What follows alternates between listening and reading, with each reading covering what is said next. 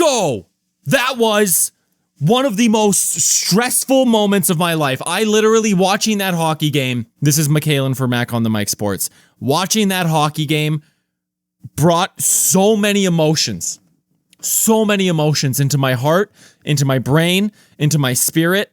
I went from when literally the moment the puck dropped, I forgot how good the Florida Panthers were. I forgot how hard it is to win hockey games in the Stanley Cup final. I forgot how hard it was to win games literally in the playoffs alone, because up until this point, I never really felt like the Oilers were tested. After the first 2 games of the playoffs, I said Oilers in 6 in that series, and I have not looked back with and this team has not looked back, and it's just been electric. But the moment that game started, you're reminded of the intensity. You're reminded of just how competitive this is. And then that belief, like I had such belief, and I still have such belief, that the Oilers are going to win the Stanley Cup.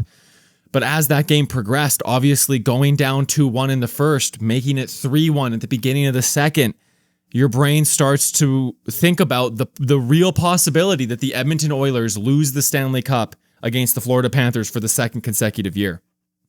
You can't help but go there as a fan.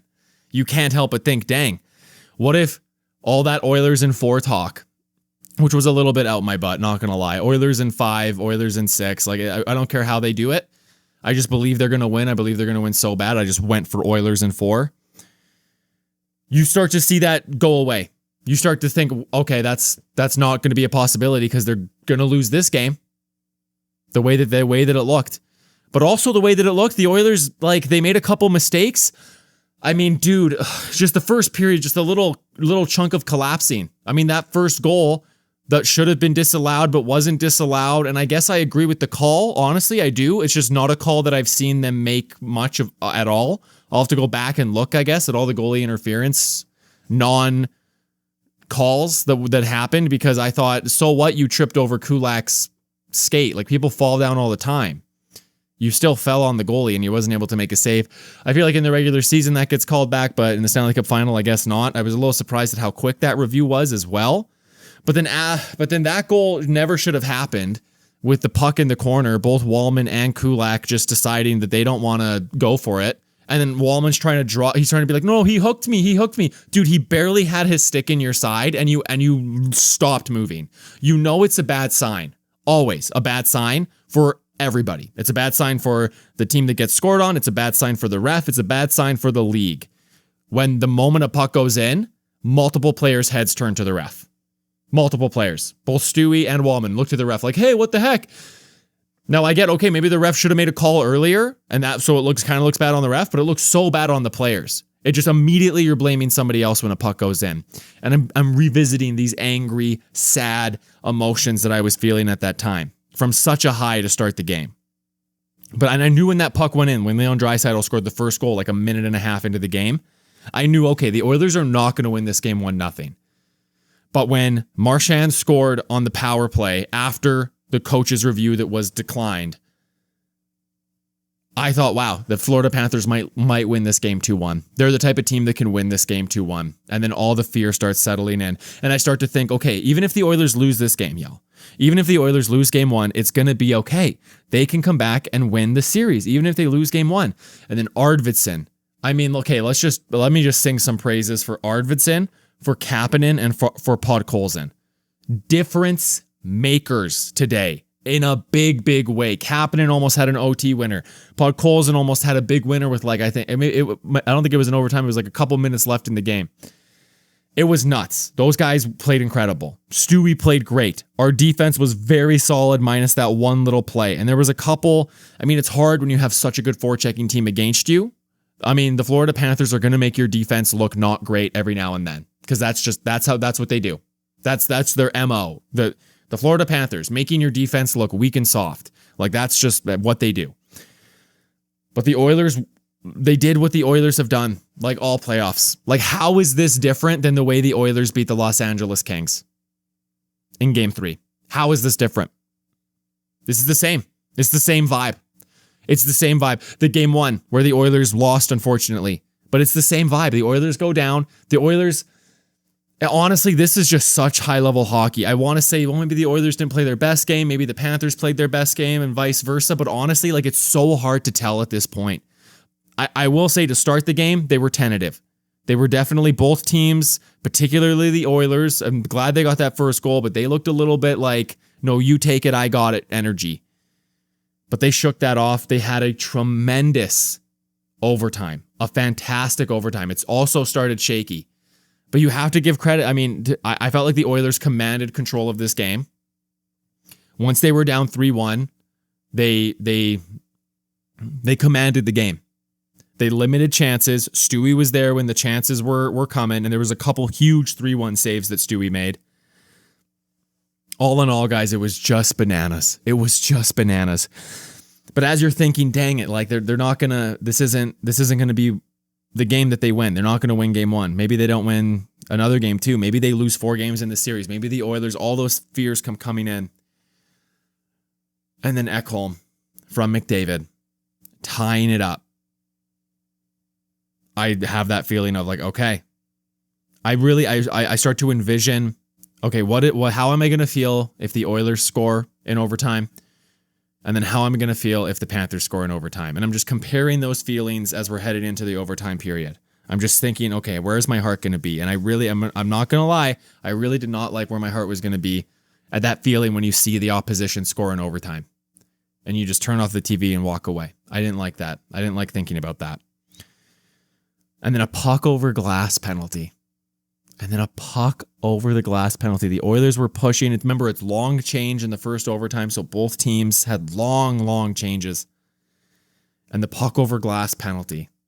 The Oilers are buzzing. And with 30 seconds left, it's that Iggy pass to Crosby. Hey, that Perry to McDavid. That same sort of off-the-wall, dish it out. It was a little fancier than that one. But those are the types of memories that I'm now comparing these moments to. The Oilers are in golden goal type territory. This is the first lead that the Edmonton Oilers have had in the Stanley Cup final since they won the Stanley Cup. That's the truth. They've been to 2 finals since then. Against Carolina, they never led in that series.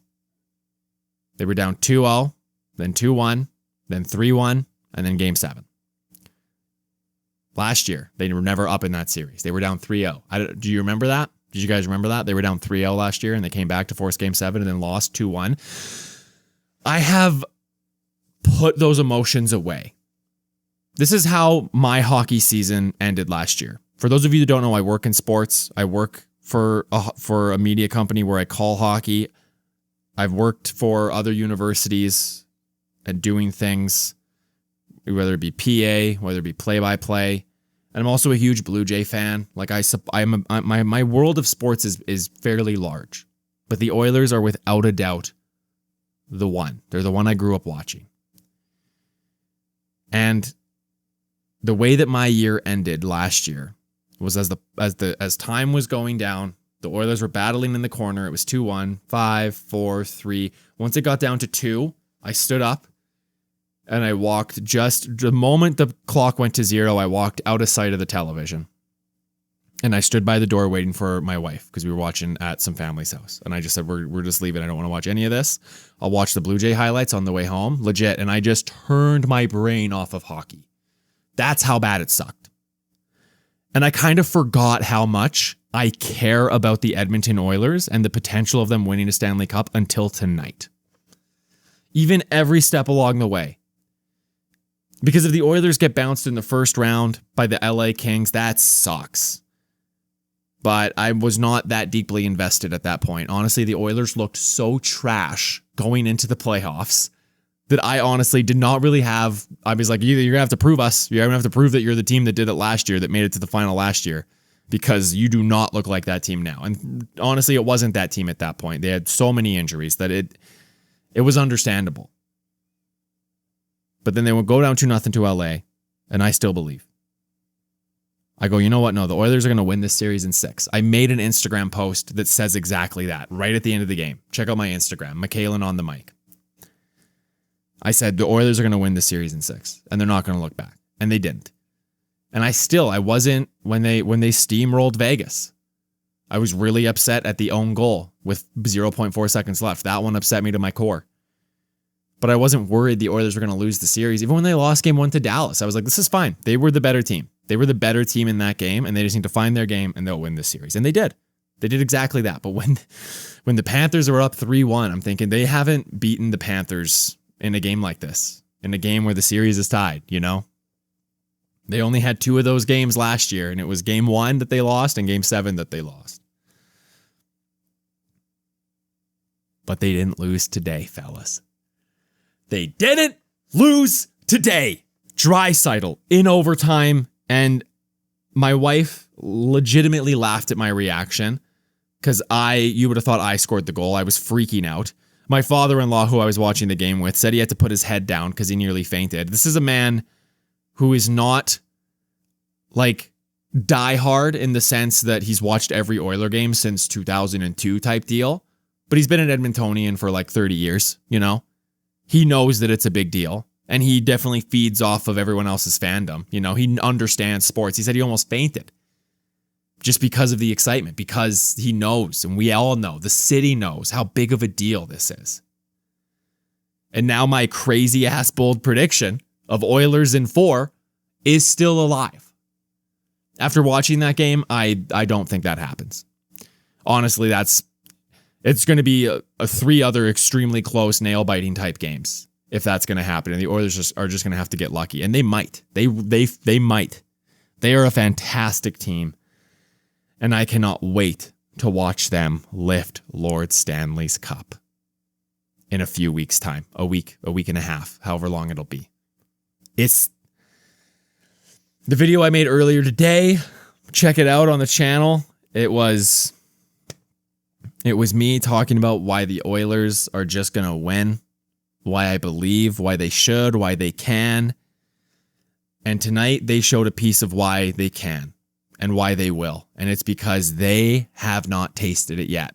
The guys on the other side have. I am surprised at how good Florida has been after winning the Stanley Cup last year. I feel like that is just a hard thing to do. It's a hard thing to want it or to get there. I mean, obviously they want it, but they don't want it as much. No, you can't want it as much as your first time, I feel like. I don't think that that's physically possible. But you can get to that level where you can get it. No questions about that. And I think the Florida Panthers kind of did. I mean, they were pushed in that game hard. But I think as this series goes on, you're going to see the Florida Panthers break. They did not break today. That was a very close game, and they lost because of a puck over glass penalty, and the 2 best players in the world went tic-tac-toe on it. Like 3 Hart Trophy winners. Perry to McDavid to Draisaitl in overtime of the Stanley Cup final. That's a stat that probably has never been replicated and might not be replicated by any other team. We'll see. So game 2 goes on Friday night. I am now 12-0 when watching hockey at my in-laws, so I feel like I have to just go there until it's a clinching game. Hopefully that's coming soon. But make sure you guys smash like, hit the buttons on this channel.